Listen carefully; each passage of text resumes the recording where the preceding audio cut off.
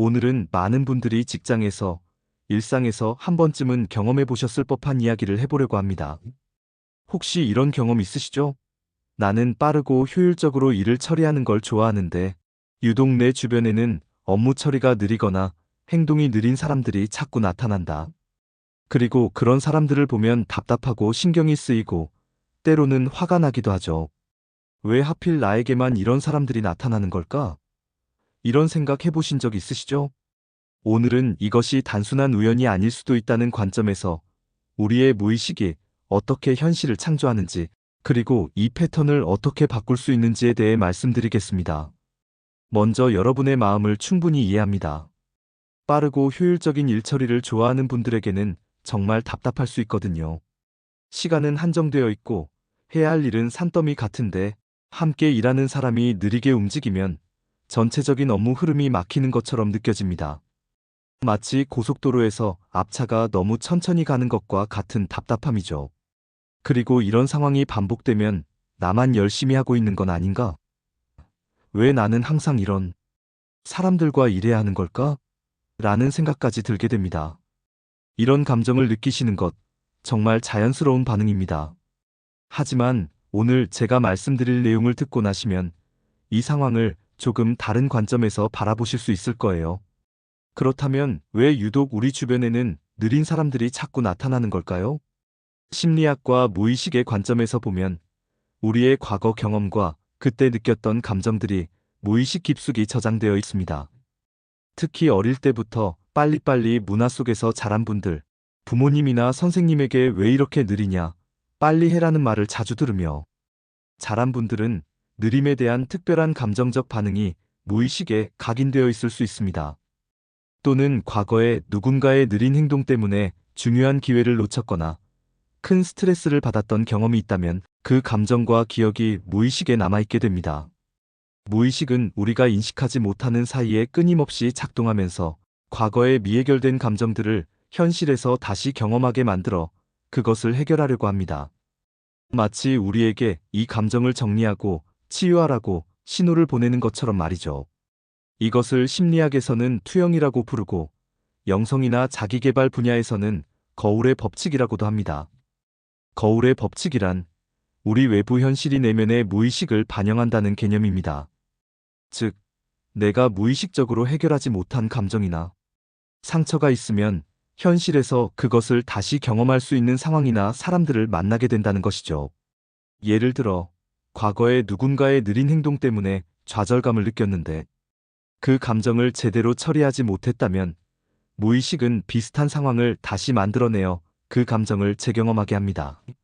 이는 우리를 괴롭히기 위해서가 아니라 미해결된 감정을 인식하고 치유할 기회를 주기 위해서입니다. 마치 상처가 아물기 위해서는 먼저 그 상처를 들여다봐야 하는 것처럼 말이죠.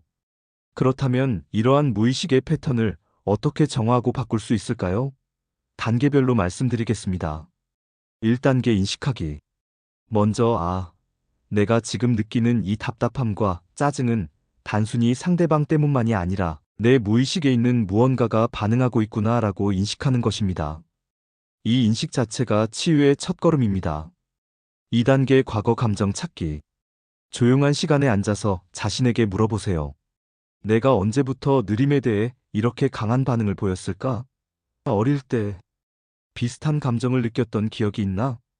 떠오르는 기억과 감정들을 그대로 받아들여 주세요. 3단계 감정 수용하기. 그때 느꼈던 감정들을 판단하지 말고 그대로 수용해 주세요. 그때 정말 답답했구나. 그때 정말 화가 났었구나 하면서 그 감정을 인정하고 받아들이는 것입니다. 4단계 용서와 해방. 과거의 그 상황과 사람들, 그리고 그때의 자신을 용서해 주세요. 그때는 그게 최선이었어. 이제는 그 감정을 놓아줄 수 있어라고 말해주세요. 5단계 새로운 관점 만들기. 느린 사람들을 볼 때 새로운 관점으로 바라보는 연습을 합니다. 저 사람은 신중한 사람이구나. 저 사람만의 리듬이 있구나. 내가 배울 수 있는 것이 있을까? 이런 식으로 말이죠. 6단계 감사와 성장. 이런 경험을 통해 내가 성장할 수 있음에 감사하며 앞으로는 다양한 사람들과 조화롭게 일할 수 있는 나의 모습을 상상해 보세요. 이런 과정을 거치면서 우리의 무의식이 정화되고 의식의 패턴이 바뀌게 되면 신기하게도 현실도 달라지기 시작합니다. 느린 사람들을 만나더라도 예전처럼 답답하지 않고 오히려 그들과 조화롭게 일할 수 있는 방법을 찾게 되죠. 이렇게 의식이 바뀌면 현실이 어떻게 달라질까요? 먼저 같은 상황을 만나더라도 반응이 달라집니다. 예전 같으면 답답하고 짜증났을 상황에서도 더 여유롭고 이해심 있게 대응할 수 있게 되죠. 그리고 놀랍게도 우리 주변에 나타나는 사람들의 성향도 조금씩 변화하기 시작합니다. 마치 우리의 에너지가 바뀌면서 다른 에너지의 사람들을 끌어들이게 되는 것처럼 말이죠. 이는 과학적으로도 설명이 가능한데 우리가 다른 관점을 가지게 되면 같은 사람이라도 다른 면을 보게 되고 그 사람도 우리의 변화된 에너지에 반응하여 다르게 행동하게 되는 것입니다. 우리 주변에 나타나는 사람들은 모두 우리에게 무언가를 가르쳐주고 성장시켜주기 위해 나타나는 선생님들일지도 모릅니다. 특히 우리를 답답하게 만드는 사람들은 우리 무의식, 깊숙이 숨겨진 무언가를 보여주는 거울 같은 존재일 수 있어요. 이런 관점에서 바라보면 느린 사람들조차도 우리에게 인내심을 가르쳐주고 다양성을 받아들이는 법을 알려주는 소중한 스승이 될 수 있습니다. 앞으로 이런 상황을 만나시면 단순히 상대방을 탓하기보다는 내 안에 어떤 부분이 반응하고 있는 걸까? 이 상황을 통해 내가 배울 수 있는 것은 무엇일까? 를 생각해 보시기 바랍니다. 그리고 오늘 알려드린 단계별 실천법을 꾸준히 해보세요.